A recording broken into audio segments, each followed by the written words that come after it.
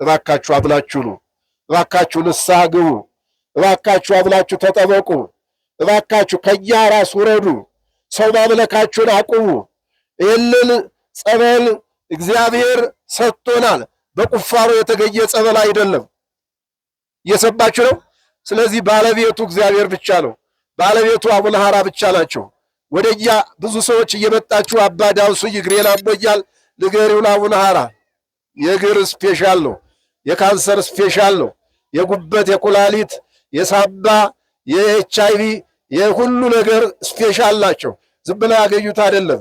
እግዚአብሔር የሰጣቸው ነው። በድካም ከ90 ዓመት በላይ ብቻቸውን ካልበሳ ካውሬ ከነብር ጋር የሰው ኃይል ሳያዩ የሰው ፊት ሳያዩ ቅዱስ ዮሐንስ 30 ዓመት ያህል በገዳም ውስጥ ተቀምጦ እንደነበረው እንደ መጥምቀ መለኮት ቤተክርስቲያን አይደለም ሱባኤ የያዙት።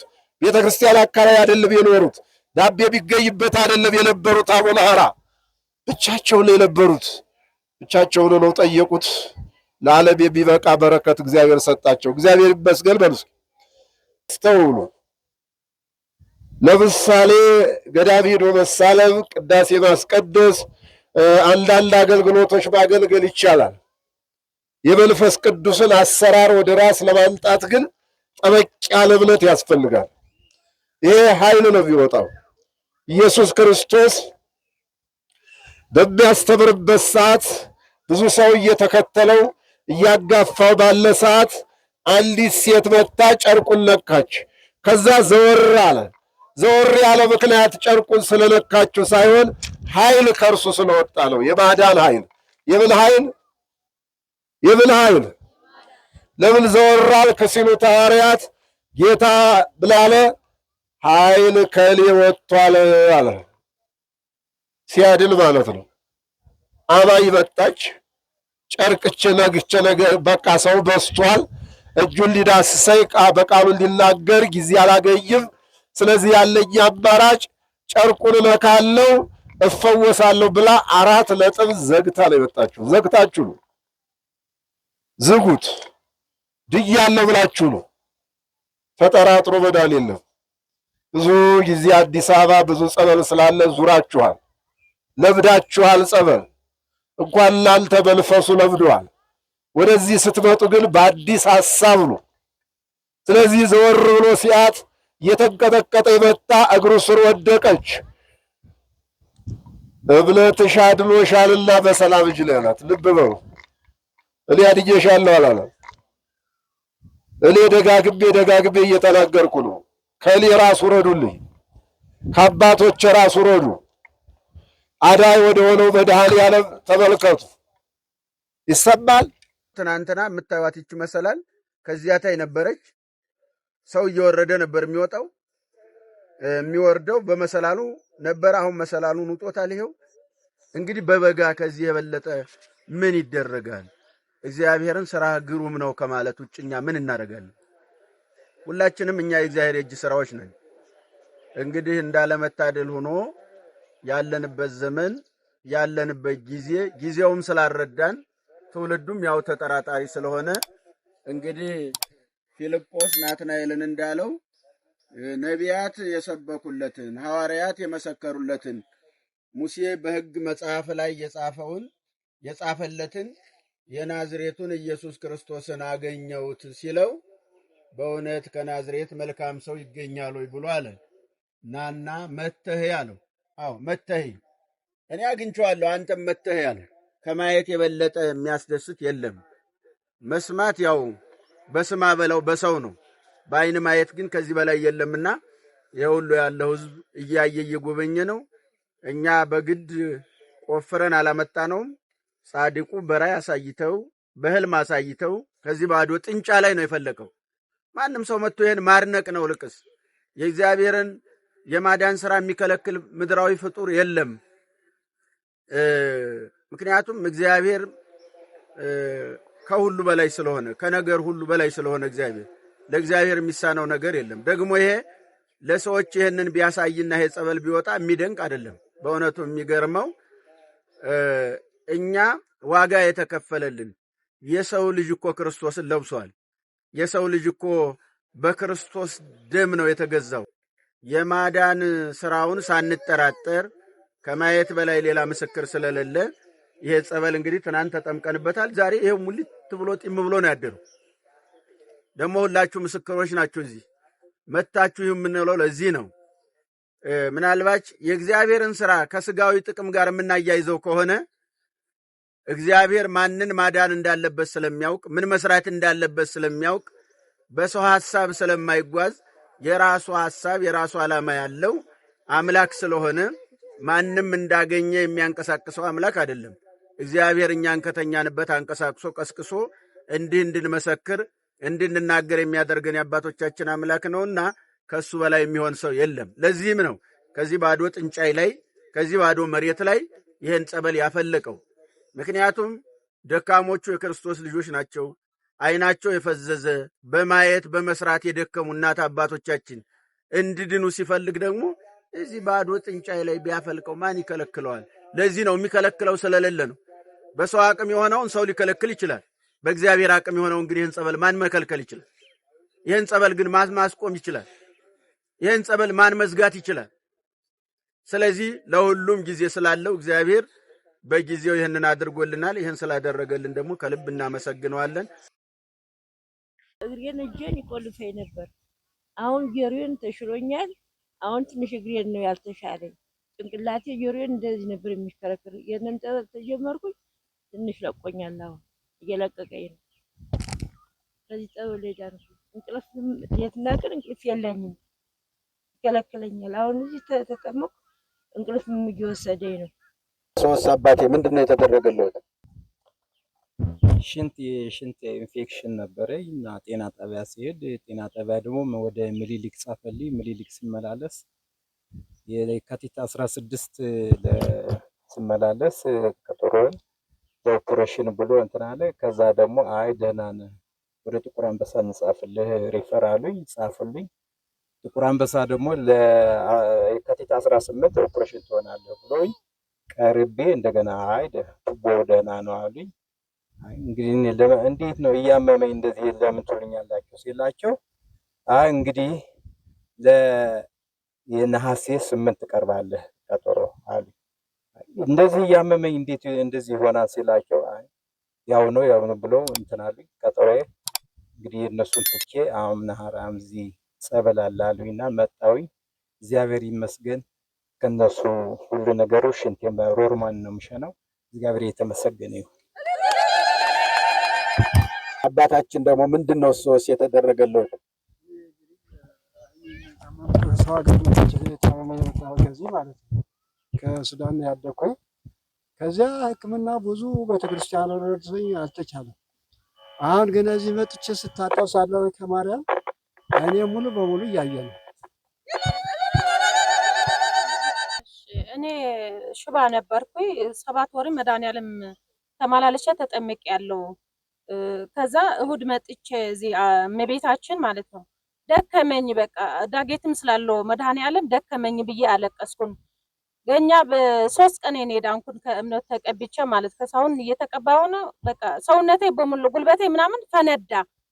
አሁን እንደፈለኩ አስቀድሳለሁ፣ የፈለኩ ደርሰም እመለሳለሁ። አሁን ምንም ችግር የለብኝ፣ ትንሽ ነው የሚቀረኝ እንጂ ድኛለሁ። እግዚአብሔር ይመስገን። እልል ብላችሁ አመስግኑ። አባታችን በጸሎት እያሰቡኝ እግዚአብሔር ይመስገን። አመስግኑ። ሊያባ ሰውነቴ እንዳለ ያቃጠለኝ ነበረ። እየተጠመኩኝ እምነቱን እየተቀባው አሁን ጎንበስ ቀና ማለት እችላለሁ። ሆዴ ቁስል ነበረ። አሁን እንደ ልቤ እንቀሳቀሳለሁ። ስጠመቅ ደግሞ 5 ቀናት ቀስተ ደመና እያየሁ ነበረ። 5 ቀናት ማለት ነው። እና ክብር ምስጋና ይግባል ለአቡነ ረሃ ድንግል እና ዝኛለሁ። ጉልበቴን አጋጣሚ ምን እንደሆነ አላውቅም እና ከእንቅልፌ ስነሳ ጉልበቴ አብጦ ከዛ ተነሳውና ወደ ስራ ሄድኩኝ። ስራ በቃ መስራትም አልቻልኩም፣ ይጠዘጥዘኛል በጣም። ከዛ ስመለስ የሆነች ልጅ እኔ በጣም ነው ታምሩን የምናገረው። ከስራ ስመጣ የሆነች ልጅ ከዛኛው ጸበል ሄዳ ነው መሰለኝ ከታክሲ ለወርድ ስል መናፈሻ ጋር የሆነ እምነት ነገር ልጠይቃት አልጠይቃት እያልኩ ወረደች ማለት ነው። እኔ ዝም ብዬ ከታክሲ ለወርድ ስል አቅቶኝ 2 ሰዎች አወረዱኝ ከታክሲ። ወርጄ ወደ ቤት በቃ መምጣት አቅቶኝ በግድ ነው የመጣሁት። መጥቼ ተኛው፣ እንቅልፍ አልተኛውም፣ በጣም ይጠዘጥዘኛል። በመነገታው ከስራ ቀርቼ ወደዚህ መጣውና ጸበሉ አጋጣሚ የተጀመረበት ቀን ነው። መጥቼ እዚህ ጋር ጸበሉን ተጠመኩኝ ማለት ነው። ተጠምቄ ጉልበቴን በጣም አስመታሁትና ስመለስ የሚጠዘጥዘኝ ሁላ የለም። በመነገታው ስወርድ ስራ ልሄድ የለም፣ እብጠቱ የለም ስነሳ እና ክብር ምስጋና ለሱ። በጣም ቀላል ነገር አይደለም። እስካሁን ድረስ ምንም የለም ጉልበቴ ላይ ስሜቱ እና አመሰግናለሁ። ብዙ ነው ታሪኩ የዚህ ጸበል። ወር ከሁለት ወር በኋላ መስካሪው ይበዛል። አሁን ለምሳሌ ከቀን ሰው እየጨመረ ነው። እግዚአብሔር ደግሞ ቁጥራችሁን እያየ ጸበሉን እየጨመረ ነው። እስኪ አመስግኑ፣ እልል በሉ እስኪ። እናንተ ንጹህ ሆናችሁ ትመጣላችሁ፣ እኛን ጸልያለን። እግዚአብሔር ደግሞ ጸበሉን ያፈልቅልናል። ጸበል ከፈለቀ ያድናል አያድንም? ምናልባት ከእናንተ ካልጎደለ በስተቀር አራላ ይሰራል። አባቶቻችን እኮ እዚሁ ነው ጸልየው አሜሪካ ያሉትን በስልክ ያድናሉ። መንፈስ ቅዱስ የትም ቦታ ላይ ስላለ ይሰራል። አለባበሳችሁ እግዚአብሔር ያከበረውን አካል አክብሩት። ክርስቲያን የመጀመሪያ የሚያደርገው ራሱን ወደ እግዚአብሔር እንጂ ወደ ሰው አይደለም። ትከስራለህ። እኔ ምን አገባኝ? ሰዎች አስለምደዋችሁ ሊሆን ይችላል። ክብር ሁሉ ለማን ይሁን? እኔ አሁን በመከራችሁ እምነት ነው። እግዚአብሔር ዛሬም እግዚአብሔር ነው። ቅዱስ ጳውሎስ ሲናገር ትናንትም ዛሬም እስከ ዘላለም ኢየሱስ ክርስቶስ ያው ነው ይላል። እባካችሁ አምናችሁ ነው። እባካችሁ ንስሐ ግቡ። እባካችሁ አምናችሁ ተጠመቁ። እባካችሁ ከኛ ራስ ውረዱ። ሰው ማምለካችሁን አቁሙ። ይህንን ጸበል እግዚአብሔር ሰጥቶናል። በቁፋሮ የተገኘ ጸበል አይደለም። እየሰማችሁ ነው። ስለዚህ ባለቤቱ እግዚአብሔር ብቻ ነው። ባለቤቱ አቡነ ሐራ ብቻ ናቸው። ወደኛ ብዙ ሰዎች እየመጣችሁ አባ ዳውሱኝ እግሬን አሞኛል ንገሪው ለአቡነ ሐራ። የእግር ስፔሻል ነው። የካንሰር ስፔሻል ነው። የጉበት፣ የኩላሊት፣ የሳምባ፣ የኤችአይቪ የሁሉ ነገር ስፔሻል ናቸው። ዝም ብለው ያገኙት አይደለም። እግዚአብሔር የሰጣቸው ነው። በድካም ከ90 ዓመት በላይ ብቻቸውን ካልበሳ ካውሬ ከነብር ጋር የሰው ኃይል ሳያዩ የሰው ፊት ሳያዩ ቅዱስ ዮሐንስ 30 ዓመት ያህል በገዳም ውስጥ ተቀምጦ እንደነበረው እንደ መጥምቀ መለኮት ቤተ ክርስቲያን አይደለም ሱባኤ የያዙት። ቤተ ክርስቲያን አካባቢ አይደለም የኖሩት። ዳቤ ቢገኝበት አይደለም የነበሩት። አቡነ ሐራ ብቻቸውን ነው የነበሩት። ብቻቸውን ነው ጠየቁት። ለዓለም የሚበቃ በረከት እግዚአብሔር ሰጣቸው። እግዚአብሔር ይመስገን በሉ። ካመናችኋቸው ትድናላችሁ። እሺ እናንተና የነበርንበት ዘመን ያለንበት ዘመን እኮ ማርያም ለሌላ ሴት ናት የሚባልበት ዘመን እኮ ነው። አይ ጉድ አይ ጉድ አይ ጉድ። በቤታችን እኮ 12 ዓመት በቤተ መቅደስ እህል ውሃ ሳትቀምስ ኑራለች። ስንት ዓመት? ከዛ በኋላ አስበልታለች ቢላለ ለዓለም 64 ዓመት ያለቀሰች እናት ብታድል ይገርማል። ለአቡነ ተክለ ሃይማኖት 99 ዓመቷን በሙሉ በመከራ በችግር በስቃይ አቡነ ተክለ ሃይማኖት በብረት ዱላ ተቀጥቅጠው 4 ጊዜ ሙተዋል። በኢስተቦል ያነበብኩትን ልነግራችሁ። አባቶቻችን ሰርተው ነው ይህንን በረከት የተሰጣቸው። እድለኞች ናቸው። ኦርቶዶክሶች ደስ ይበላችሁ፣ ደስ ይበላችሁ። እንዴ ስውሯ ማርያምን ጸበል ያወጣው እግዚአብሔር ነው። እዚህ አቡነ ሐራ ድንግል ያወጣው እግዚአብሔር ነው። ዛሬም ባልታሰበ እዚህ ላይ የተገኘው እግዚአብሔር ነው። እናንተ ናችሁ ብትጠቀሙት። ወደ ገንዘብ ብትመነዝሩት 4 ቢሊዮን ቢፈጅ አዳይነት ነው የምታገኙት። ከዛም በላይ ሊሆን ይችላል። በገንዘብ የማይገኝ የዚህ የመንፈስ ርኩስ አሰራር በገንዘብ አይቻልም። ባለመድኃኒት አያድነው። ፕሮፌሰር ዶክተር በሮሮ ያገኘው የሚያገኘው የአቡነ ሐራ አምላክ ብቻ ነው። ስለዚህ እመኑና ተጠበቁ፣ እመኑና ዳኑ። እሺ እኔ እለያለሁ፣ እንደ ሌላው አይደለም። እንድትሰግዱልኝ ምናምን ወደ እኔ ቀረብ ብላችሁ እንድታባክሩ አልፈልግም። አንድ ችግር ባይፈታ ሰው ለምን ይደወልለታል? ለምን ይነገረዋል? ችግሩን ሁሉ ማንከባለል የሚችል ሰማይን በቃሉ የሰራ ምድርን የዘረጋ ይሄ ውሃ እኮ የተፈጠረው ዓለም ሲፈጠር ነው። ይገርማችኋል። ከኔ ጋር ናችሁ። እግዚአብሔር ግን እስካሁን ከርሎ ባፈራ ቆይቶ አሁን ብቅ አረገው። ገና ብዙ ጸበል ይፈልቃል። ገና አረብ ሀገር ገና አሕዛቦች ባሉበት ቤተክርስቲያን ይተከላል። ኢየሱስ ክርስቶስ የሚመጣው ይሄ ሲፈጸም ነው። ከኔ ጋር ናችሁ? አሁን ዑራኤል ደሙን ሲረጭ አረብን ሀገር አልረጨም? ሳውዲ አረቢያ ደሙ አልፈሰሰም? ገና ቤተክርስቲያን ይሰራል። ገና ሰው ወደ ክርስትና ይመጣል። ገና ወደ ተዋህዶ ወደ አንድነት ይመጣል። እናንተ የጸሎት መጽሐፍ ይዛችሁ ጸልዩ። ሳትጸልዩ ዝም ብላችሁ ቁጭ ብላችሁ እንዳደራችሁ ተነስታችሁ ፊልም ስታዩ ድራማ ስታዩ ያልሆነ ወሬ ስታዩ ስትጨቃጨቁ ቆይታችሁ እዚህ ጋር አድነኝ አይባልም። ነውር ነው። ይሄን እግዚአብሔርን መዳፈር ነው። የሚገባልን እንወጣ። እሺ እያ ስለሚገባል ነው፣ ግዴታ ስለሆነብን ነው። ገርኑን እዚህ ብናነበው እናንተም ግዴታ አለባችሁ ንስሐ የመግባት። ትናንትና እንደምን አደራችሁ?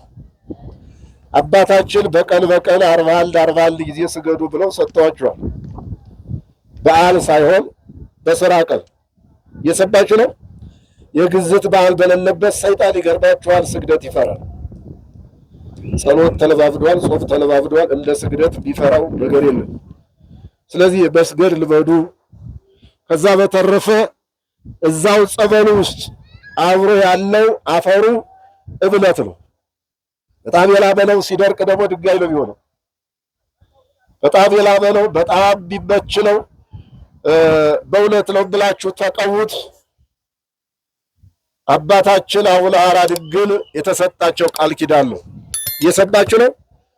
ይሄ አፈሩ እብለቱ ከየት የተገኘ ነው ካላችሁ አቡነ ሐራ ድንግል ከሞቱ በኋላ መምጣት ለማይችሉ ከመቃብራቸው አፈር እየተወሰደ ይቀቡ ነበር። የአንዳንድ ሰው የመቃብር አፈር ከተረጨ ያፈዛል። የእሳቸው የመቃብር አፈር የነካ ግን ከሞተበት ይነሳልና በዛ የተነሳ ነው ይሄ እብለቱ የእሳቸው የአፈር እብለት አቡነ ሐራ ድንግል መቃብራቸው ላይ እየተወሰደ ለማይመጣ ሰው ለሚመጣ እዛ መቃብሩ ላይ እየተንከባለለ ይፈወስ ነበርና ሁለት ነው። እዚህ ጋር አሁን አፈሩ ለምን ልም ሆነ ብዬ ስቸገር ነበረ። ለምን ጥንጫ አልሆነ፣ ለምን እንደ ልባችን እንድንቆፍር አልሆነ ብስል ነበር። አሁን ግን ሳስበው አፈሩ ለእብለት ነው፣ ጸበሉ ደግሞ ጸበል ነው። እናንተ ግን አደራ ጸልያችሁ ዳኑ። እሺ እሺ። እኔ ነግሬያለሁ። ለብዳችኋል፣ በዞር ለብዳችኋል። ጸበል ፈለቀ ሲባል በሮጥ ለብዳችኋል። ከዚህ ከመጣችሁ በኋላ ሌላ ጸበል አትሄዱ። ጠንክራችሁ ዳኑ። ወንድም አለ ለምሳሌ አሁን እንደው ሌላ ነገር ነው እንዳትለይ እንጂ መንግስትን ብትከስ የት ትከሰዋለህ? ይሰማል ባወራው። አሁን ከሳችሁ መንግስትን ፍርድ ቤት ስታቆሙት እዛ ፍርድ ቤቱ መንግስት ይሆናል። ይህ ምን ማለት ነው? እዚህ አቋርጠሽ እግዚአብሔር ብለሽ ሌላ ቦታ ብትሄጂ ማን ያድንሻል? አንዴ እግራችሁ ረግጧል፣ አንዴ መታችኋል፣ አንዴ ጀምራችኋል። በርቱ። እኔ ደስ እያላችሁኝ ነው። እስካሁን እየራበኝ ነበር፣ እስካሁን እየጠባኝ ነበር፣ እስካሁን እየደከመኝ ነበር።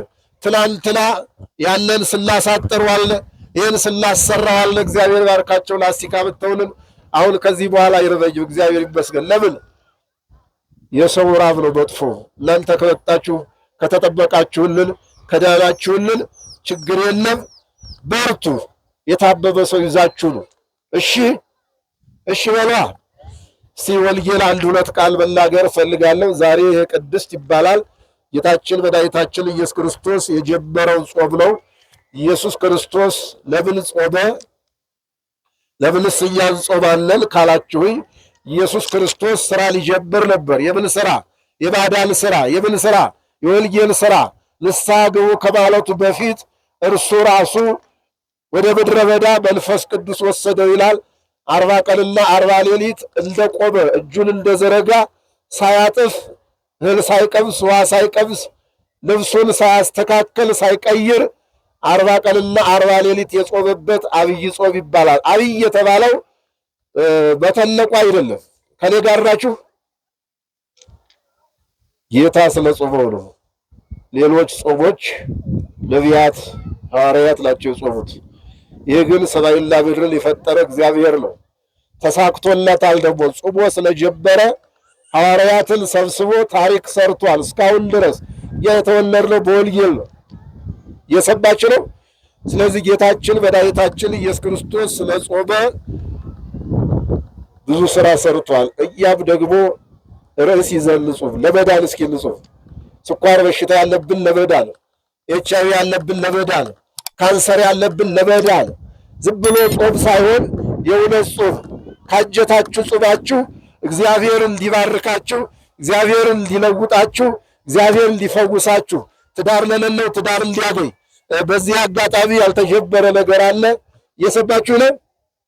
ልጅ የሌላችሁ ሰዎች ገድሉን እናሳዝናችኋለን። አንዲት ሴትዮ እነዚህ ሆነ ታምራቸው ነው። ስሙኝ በደንብ ከኔ ጋር ናችሁ። አንዲት የተደረገላት ሴትዮ ለአቡነ ሐራ ዝክር ይዛ ስትሄድ ወደ ገዳም አየች። ሴትዮ ጎጃም ሰው ናትና እንደው አቡነ ሐራ ድንግል እኔ ልጅ የለኝም እንደው ልጅ ይሰጡኝ እንደው ሂጄ ልሳል እንዲህ አለች። አዎ ይሰጡሻል፣ ዝም ብለሽ ነው የተባለ። ከኔ ጋር ናችሁ። ሄደችና ገዳሙ ጋር አቡነ ሐራ ድንግል ልጅ የለኝም ልጅ ስጡኝ ብላ ተስላ ስለቷን ልታመጣ፣ እየሰማችሁ ነው። ስለቷን ልታመጣ ተስላ ሄደች። ወንድ ልጅ ሰጣት። ምን ሰጣት? ስለቷን ግን አስቀረች። እየሰማችሁ ነው። ከዛ ታመመ የራሷ። የዚች ደግሞ ልጇ አይደለም የታመመው። በጣም ታመመች። ስታስታውስ የተሳላችውን ስለት አስቀርታለች። ከዛ በኋላ ሄዳ ለካህናቱ ለመነኮሳቱ እንዲህ ያለ ጥፋት አጥፍቻለሁ ጸልዩልኝ ብላ ለካህናቱ ተናገረች። ተጸለየላት። ከኔ ጋር ናችሁ። በሽታው እንደ ልጅ በማኅፀኗ ወጥቶ ወደቀ ይላል። ይህን ያደረገ አቡነ ሐራ ድንግል ናቸው ያደረጉ። ብዙ ታምራት አላቸው፣ እንነግራችኋለን። ግን እኔ አሁን የሚያስጨንቀኝ ማመን አለባቸው። ኦርቶዶክስ አባይ ናት። ኦርቶዶክስ እንደናንተ አባይ የለም። ተቀቡ፣ እምነቱን ትፈወሳላችሁ። ታሪካችሁ ነው ታሪክ ቢሰራው። እየሰማችሁ ነው። አትጠራጠሩ። ደፍርሷል አትበሉ። ጭቃውን ሊያረጋል አትበሉ። እዚህ የመጣሁን መድኃኒት ነው። በኮሮና ጊዜ እግዚአብሔር ታዝቦናል። ዛሬም እንዳይታዘበን እሺ፣ እሺ፣ እሺ በሏ። እባካችሁ በሉት። ይሄን ጌታ ይሄን አምላክ ባህታዊ አይታመንም፣ ሰው አይታመንም። ቢታመነው አማኑኤል ብቻ ነው። አማኑኤል ደግሞ በባሪያው በአቡነ ሐራ ድንግል አድሮ ያድናችኋል። ያድናል አያድንም? ገና ከልጅነት ጀምረህ እኔን አገልግልሃልና አንተን ያመነ ኃጢአተኛ ቢሆን በደለኛ ቢሆን በአንተ ስም የተደረገውን አንተን የተማጸነውን እኔ ታሪኩን እቀይራለሁ ብሎ መድኃኔዓለም ከሰማይ ወርዶ አቡነ ሐራ ሲሞቱ ያልወረደ መልአክ የለም፣ ያልወረደ ቅዱስ የለም፣ ያልወረደ ሰማዕት የለም፣ ያልወረደ ጻድቅ የለም። ወርዶ አጅባቸው ነፍሳቸውን በይባቤ መላእክት በቃለ ቀርል በደመና ይዟት ነው ያረገው። ከኔ ጋር ናችሁ። ታላቅ አባት ናቸው። ሌሎች ሲበልሉ ቤተ ክርስቲያን ጋር ገብተው ሰው የሚይዙት፣ እሳቸው ግን እጅቦቹ ጋር እንደ ቅዱስ ዮሐንስ። ቅዱስ ዮሐንስ ሕፃን ስለሆነ እናቱ ጥላው ቦታ ነው በዛ ያደገው፣ ወዶ አይደለም። እሳቸው ግን ወደው ፈቅደው። እየሰማችሁ ነው። ስለሚችሉ ነው ደጋግሜ የምናገረው። አደራ በሰማይ አብላችሁ ኑ፣ አብላችሁ ተጠበቁ። በስመ አብ ወወልድ ወመንፈስ ቅዱስ አሐዱ አምላክ። የተወደዳችሁ የኢትዮጵያ ኦርቶዶክስ ተዋሕዶ ቤተክርስቲያን አማኞች የሆናችሁ በኢትዮጵያ ምድርም ያላችሁ በአውሮፓም በአፍሪካም የምትገኙ አሁን የማስተላልፍላችሁ በዋግምራ ሰቆጣ ሀገረ ስብከት የሚገኝ ታላቁ ገዳም ደብረ ሰላም ቅዱስ አማኑኤል ፈርሶ ድንጋይ ብቻ ተክቦ ነውና የሚገኘው። እንደው በእውነት በየከተማው ትልልቅ ካቴድራል እየሰራን ነው፣ ብዙ ነገር እናደርጋለን። ግን ይሄ ቦታ ሰው የለውም። በእውነት ብዙ ጊዜ ጦርነት የከረመበት፣ ብዙ መከራ ያለበት፣ ተወላጁ የሚሰደድበት፣ ብዙ ምንም ነገር ሊሰሩት የሚችሉ ሰዎች የሌሉበት ስለሆነ ይሄ በዋግምራ ሰቆጣ ሀገረ ስብከት የሚገኘው ደብረ ሰላም ቅዱስ አማኑኤል ቤተክርስቲያን ፈርሷል።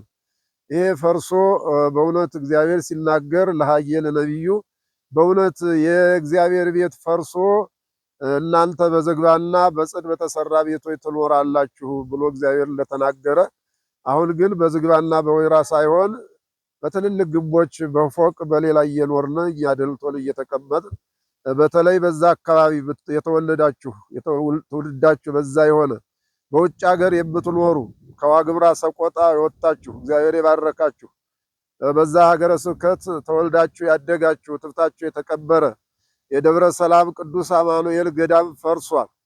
አሁን እዛ ያሉ አባቶች እያስተላለፉ ነው። እኔም ደግሞ በዚህ አጋጣሚ መናገር የምፈልገው ምንድነው፣ ይሄ ገዳም ይሰራ፣ አባቶች አይሰደዱ። በዛ ቦታ ላይ ቢጸልዩ ለዓለም ነው ቢጸልዩት። የገዳም አባቶች ጸሎት እኛ እናውቃቸውም። አንድ ሽብር አላልናቸው፣ አንድ በሱ አላልናቸው፣ አንድ ገንዘብ አልሰጠናቸው። በእውነት ልብስ ሳይኖራቸው ምግብ ሳይኖራቸው የሚጸልዩልን አባቶች ግን የሚጸልዩበት ገዳም ስለፈረሰባቸው መስራትም ስለማይችሉ አካባቢውም አቅም ስለሌለው በእውነት ነው የምላችሁ። በተለይ በዛ በሰሜን ወሎ ውስጥ የተወለዳችሁ በአማራ ክልልም ያላችሁ በአዲስ አበባ የምትኖሩ በውጭ ሀገር የምትኖሩ ሁሉ ይህንን ደብረ ሰላም ቅዱስ አማኑኤልን በዋግምራ ሰቆጣ የሚገኘውን ገዳም ፈርሷል። ድንጋይ ተክቦ ታቦቱ እዛ ነው ያለው። ቤተክርስቲያኑን መስራት አልቻሉም። በእውነት እግዚአብሔር አማኑኤል ቤቱ ፈርሶ ቅድም እንደተናገርኩኝ ሐጌ ነብዩ ሲናገር የእግዚአብሔር ቤት ፈርሶ እኛ ግን በአማረ ቤት እንኖራለን፣ እንግዲህ ወደ ተራራ ውጡ፣ እንጨትንም አንጡ፣ ቤቴንም ስሩ ይላል እግዚአብሔር ብሎ ነብዩ እንደተናገረ እኔም እንግዲህ በዘመኑ ያለው ኃጢአተኛ በደለኛ እናገራለሁ። የእኛን ኃጢአት አይታችሁ የእኛን ክፋት አይታችሁ እኛን እየተመለከታችሁ መስራት ያለባችሁን ሳሰሩ እንዳታልፉ። አንድ ጊዜ ብቻ ነው የምትኖሩት በዚህ ምድርና ኑራችሁ ሰርታችሁ ቤቴን የሰራ ዝክሬን የዘከረ ዘሐነጸ መርጡልየ ወዘገብረ ተስካሬ የምህርልየ ብሎ የተናገረው ቃል ኪዳን ሊፈጸምላችሁ መንግስቱን እንድትወርሱ ምን ኃጢአተኞች ብትሆኑ ሌላም ጥሩ ስራ ባይኖራችሁ ነገር ግን ይህን ቤተ ክርስቲያን የፈረሰውን ብትሰሩ በእውነት ነው የምላችሁ እግዚአብሔር ደግሞ ይህንን ነገር አይቶ ታሪካችሁን ይቀይራል፣ በሽታችሁን ያስወግዳል፣ ችግራችሁን ይፈታልና በሰቆጣ ዋግምራ ሀገረ ስብከት የሚገኘው በዚህ ዞን የሚገኘው ታላቁ ገዳም ቅዱስ አማኑኤል ቤተክርስቲያን ፈርሷል። አሁን በድንጋይ ብቻ ድንጋዩን ፈልጠው እንደዚህ ክበው ነው ታቦቱን ያስቀመጡት። በእውነት እየመጣ ያለው ክረምት ነው። የቻላችሁትን ያህል በባንኩ አካውንት እያስገባችሁ ይህንን ገዳም እንድትሰሩት በእግዚአብሔር ስም በድንግል ማርያም ስም በቅዱሳን አባቶቻችን እንግዲህ ዋግምራ ማለት የቅዱስ ላሊበላ ሀገር ነው። የነ ናኩቶ ለአብ የነ ይብርሃነ ክርስቶስ የነ ገብረ ማርያም የሌሎቹም ቅዱሳን ታላቅ ሀገር ነው። በእውነት እኔ አንድ ታሪክ አውቃለሁኝ። ዓለምን ስትመራ የነበረው ኢትዮጵያ ዋግምራ ሰቆጣ አካባቢ ራያ አካባቢ በመጽሐፈ ሱባኤ ሳነብ 1800 ዓመት ሙሉ ንጉሠ ነገሥቱ ይቀመጡበት የነበረው ለ6000 ዓመት ያህል ታሪክ ያለው አገር ነው። ዛሬ ግን አቅም በማጣት ይህን ገዳም መስራት አልቻሉምና አደራ አደራ አደራ ላለው በእግዚአብሔር ስም በአብ በወልድ በመንፈስ ቅዱስ ስም በድንግል ማርያም ስም በመላእክት በጻድቃን በሰማዕታት ስም መድኃኔዓለም አማኑኤል ከኛ ጋር ሆነ ነውና አማኑኤልን ሰርታችሁ አስመርቃችሁ ደስ እንዲላችሁ በተለይ እዛ ሀገር የተወለዳችሁ ትውልዳችሁ እዛ የሆነ በእውነት እንደው አንድ ዳቦ በልታችሁ ያንን ቤተክርስቲያን ማሰራት ይገባችኋል። በእውነት ሰው ባንገናኝ እንጂ ብዙ ሰዎች ትኖራላችሁ በዚህ በአዲስ አበባም በሌላም። ይህን ቤተክርስቲያን አደራ አደራ ለማለት ነው። ወስብሐት ለእግዚአብሔር።